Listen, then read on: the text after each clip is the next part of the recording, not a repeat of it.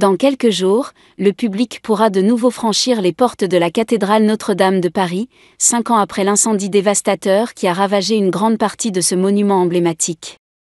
Les travaux de restauration sont désormais achevés, et le nouvel intérieur sera révélé lors d'une cérémonie liturgique le 7 décembre, suivie d'une messe inaugurale le jour suivant. De nombreux artistes et dignitaires étrangers sont prévus pour l'événement, bien que la liste officielle des invités n'ait pas encore été dévoilée. Le 29 novembre, Emmanuel et Brigitte Macron ont eu le privilège de visiter une dernière fois le chantier avant la réouverture de la cathédrale. Accueillis par les représentants catholiques, les élus de la ville de Paris, y compris la maire Anne Hidalgo, et la ministre de la Culture, Rachida Dati, le couple présidentiel a parcouru l'intérieur de la cathédrale en compagnie de l'archevêque de Paris, explorant la nef, le transept, la chapelle Saint-Marcel, et même la charpente sous les toits.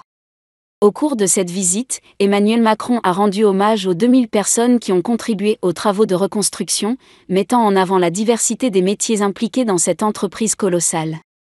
Des artisans du bois aux maçons, des échafaudeurs aux restaurateurs d'art, tous ont été salués pour leur dévouement et leur expertise. La réouverture de Notre-Dame de Paris ne passera pas inaperçue, avec la présence attendue de nombreux dignitaires internationaux. Des chefs d'État tels que le roi Charles III, Felipe VI, et Mohamed VI, ainsi que des personnalités politiques comme Donald Trump, Joe Biden, Volodymyr Zelensky et Luiz Inácio Lula da Silva ont été invités à cet événement historique, soulignant l'importance de la cathédrale non seulement pour la France, mais aussi pour le monde entier.